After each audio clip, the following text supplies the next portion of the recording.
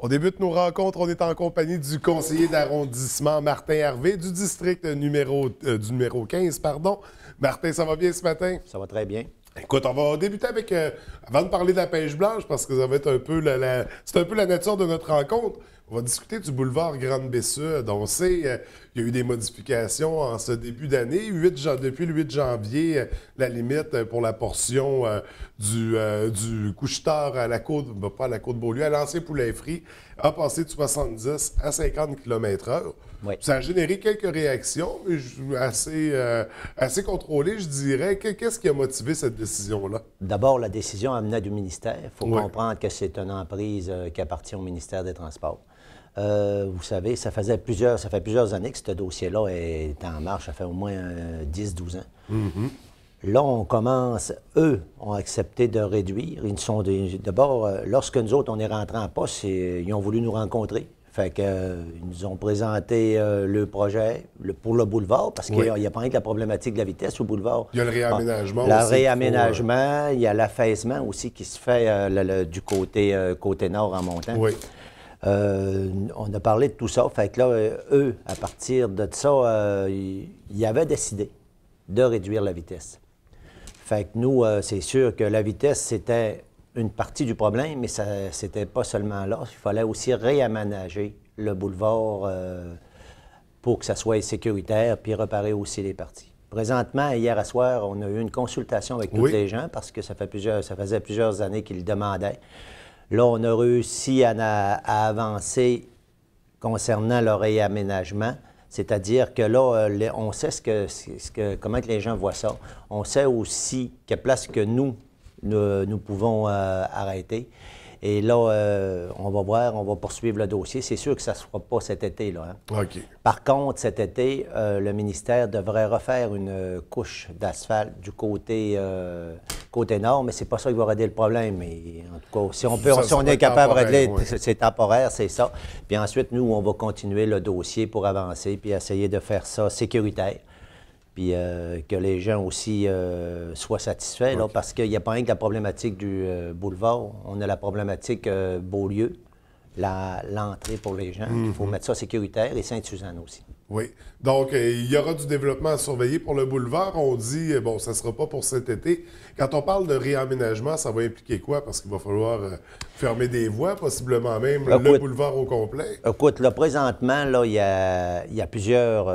il y a des solutions. Ça peut venir d'un boulevard à 3 voies. OK. OK, à 3 voies. Puis 3 voies, je pense qu'on réglerait une grosse problématique. On sécuriserait le coin. Et ensuite de ça, c'est que là aussi, on permettrait aux gens de faire du... Parce qu'il y a des choses qui nous ont été demandées hier. Il y a des gens qui sont arrivés, ils voulaient avoir du stationnement sur le boulevard parce qu'ils disent, les touristes qui passent regardent, ils n'ont pas de place à stationner leur auto, puis ils veulent aller prendre des photos l'autre bord, puis on a un beau coin. Justement, là, sur le boulevard, j'ai vu des voitures arrêtées sur le boulevard, débarquer de leur voiture pour prendre des photos quand il y a des oies, par exemple. Ben, c'est ça. Littéralement, là, c'est... Puis là, écoute, on le voit là, qu'avec les années, là, c'est rendu une problématique. Quand ça avait été fait, il ne faut pas oublier aussi qu'on avait la console qui était là. Oui. On avait l'entrée des vannes qui entraient sur le boulevard, puis tout avait été pensé en conséquence de l'industrie. Là, présentement, il faut regarder d'autres choses, il faut essayer d'améliorer, puis c'est ça qu'on va essayer de faire durant les prochaines années. Donc, ça va être à surveiller certainement, la consultation qui s'est bien déroulée. Il y a eu beaucoup de participation.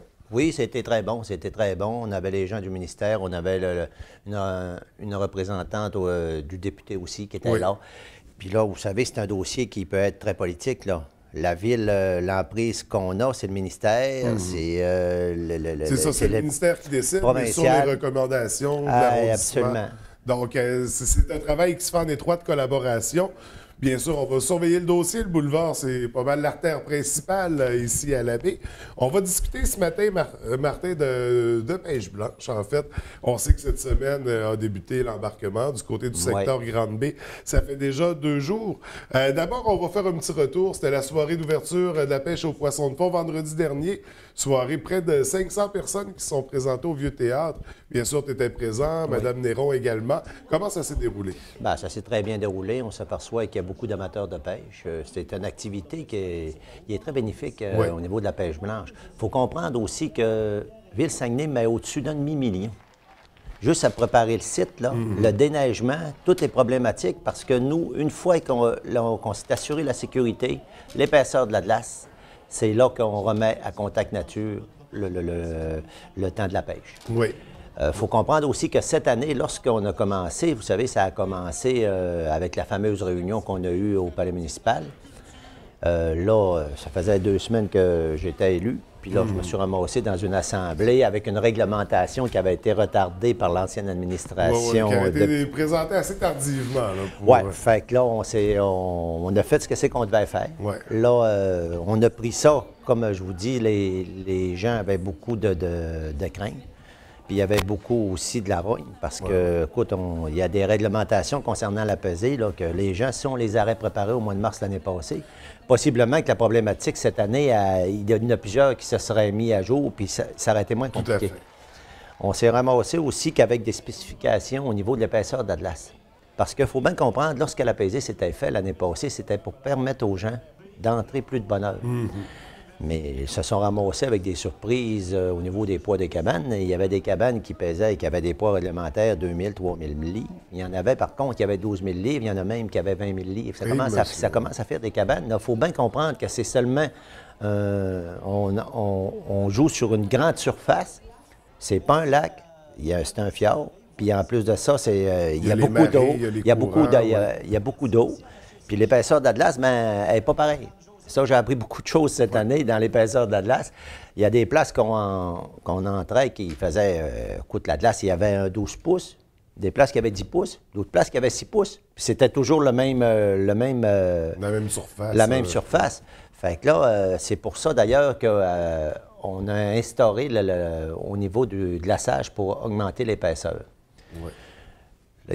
Quand on s'est rencontrés, Marc-André et moi, d'abord Marc-André Galbrain au niveau de Contact Nature, que lui, c'est comment je dirais, c'est un maître-homme. C'est un maître-homme, moi j'aime bien ça travailler avec.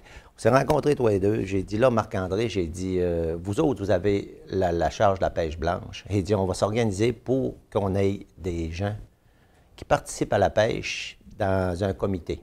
Dans un comité, là, on est allé chercher des gens dans le secteur Grande-Baie, secteur Bagotville. On a monté un comité. Là, on s'est assis tout ensemble.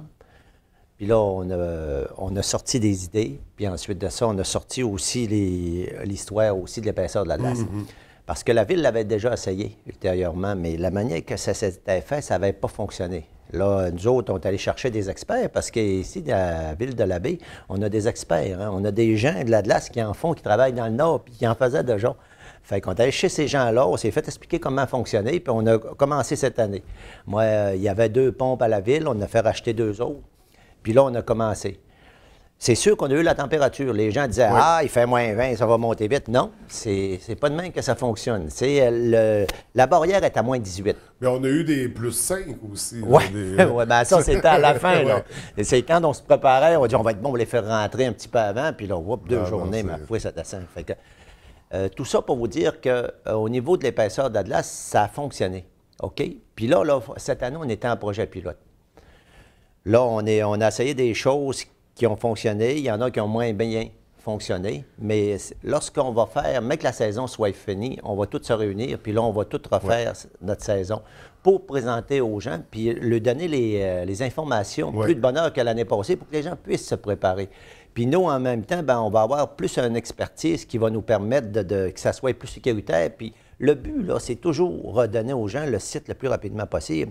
Je regardais au niveau de Saint-Tropez cette semaine, ça a passé dans le journal, je pense, cette semaine. C'est que là, ils se préparent, les autres aussi, à se mettre une réglementation. Puis on n'a pas le choix de faire ça. Que ce soit n'importe quelle ville, on n'a pas le choix parce que si on n'est pas capable de s'assurer la sécurité de nos gens, puis là, les gens chez ben écoute, c'était pas avant ça, on avait des organisations, on pouvait rentrer, mais on est chanceux, il n'y a jamais rien arrivé de la fauche. On sait que c'est perdu de l'équipement dans le Saguenay, mais il n'est jamais arrivé rien de fâcheux. Puis là, en s'assurant de la sécurité, Puis avec la température aussi, parce que comme vous avez pu voir, on est vraiment des esclaves de la température. Là. Quand on pense qu'on a fait un bon coup, on arrive puis ça ne fonctionne plus. Et on ne contrôle pas tous les éléments. Hein, c'est ça. Puis le but, c'est vraiment de donner aux gens le site le plus rapidement possible pour s'assurer de la sécurité puis s'assurer aussi qu'il y a une pérennité au niveau de la page déjà, par rapport à l'an dernier, on est à l'avance. Donc, on a 2 semaines. C'est ça, c'est ça. Ça va embarquer assez tardivement. On va poursuivre avec la pêche blanche. Grande Bay, ça a débuté il y a 2 jours. C'est progressif. C'est pas toutes les cabanes encore. On sait qu'il y a eu des complications aussi. La première journée d'embarquement, il a fallu fermer des rues qui étaient prévues. Il y a des nouvelles mesures qui vont être prises, je crois. Ça va être seulement demain? Oui, demain, il y a des nouvelles mesures qui vont être prises. Puis là, on va s'assurer que l'épaisseur soit là. Puis aussi, au niveau on s'est ramassé avec des fissures aussi. Dans 24 heures, il se passe beaucoup de choses sur la baie. C'est surprenant. Puis, il y a des recommandations aussi. Je pense qu'on suggère de ne pas faire la robe la première journée. C'est en de plein ne pas percer le trou non plus. Parce que, un petit peu. Veut pas, quand les trous se percent, la glace finit par... Absolument. Puis l'eau remonte. Puis c'est ça qui crée des fois que ça retarde pour les gens qui ont installé le cabane. Donc, c'est important d'adopter le bon comportement. En Saint-Benjamin, ça débute cet après-midi. Cet après-midi. Encore là, on parle des cabanes de 100 pieds carrés et moins. Oui, c'est ça. Puis ça va être ouvert aux poissons de fond. OK. Donc, on va pouvoir voir ça. Pour ce qui est de Saint-Benjamin, c'est ça. On continue les mesures On également. continue. Puis je sais qu'eux ont rentré plus tard, mais le coin de l'Anse à Benjamin, c'est assez spécial. Il y a une faille qui est problématique. Il y a une grosse faille, puis on dirait qu'il y a des places que ça gèle moins vite. Peut-être à cause du courant, là, mais c'est plus problématique dans ce sens-là. Mais le but, c'est de redonner le site rapidement aux gens aussi. Et on sait qu'il y a un deuxième accès aussi pour l'Anse à Benjamin, en face de la cantine de la fromagerie Boivin, là, dans ce secteur-là. Absolument, pour les motoneiges. Que les gens peuvent pratiquer. Donc, on n'hésite pas pour les motoneiges, c'est ça, pas pour les voitures. Donc, pêche blanche, bien sûr, on surveille tout ça de très près. Bientôt, la programmation d'activité va être annoncée. Parce qu'il va en avoir quand même pas mal. Sinon, Martin, en terminant, qu'est-ce qu'on surveille rapidement pour le district numéro 15? Écoute, là, il y a plusieurs dossiers qui sont entrepris. Que ce soit le boulevard, que ce soit aussi parce que l'été arrive. Pour l'animation, on travaille pour essayer que ça fonctionne. Redynamiser le secteur de la pyramide. Oui, puis que ça fonctionne aussi un peu plus. Parce que, vous savez, au cours des dernières années, il y a eu beaucoup de l'oubli dans le secteur de la pyramide. On travaille aussi, vous savez, il y a une réglementation que le prochain conseil, ça va être adopté. Puis je reviendrai vous en parler. C'est pour redynamiser le secteur au niveau commercial, dans le secteur de Grande Bay. De Grande Bay. Déjà, une nouvelle entreprise qui va peut-être en réunir pas mal, Opus 21. Oui, c'est ça. Qui ouvre ses portes très bientôt. Là. Mais on arrive avec un crédit de taxe qui va permettre aux gens peut-être aux gens qui veulent s'établir dans le secteur au niveau commercial, peut-être un plus pour essayer de redynamiser ce secteur-là parce qu'il y a beaucoup de choses là, à refaire. Oui, il y a beaucoup d'entreprises qui ont fermé leurs portes, mais pas autant qui en ont ouvert. Donc, ça va être important justement de se questionner à cet effet. Ça sera intéressant. On en parlera lors de notre prochaine rencontre. Pour le moment, c'était surtout la pêche blanche et le boulevard, nos dossiers chauds. Martin, merci beaucoup. Ça fait plaisir. On se retrouve prochainement. Alors, je te souhaite une belle saison de pêche blanche. Parfait. Merci.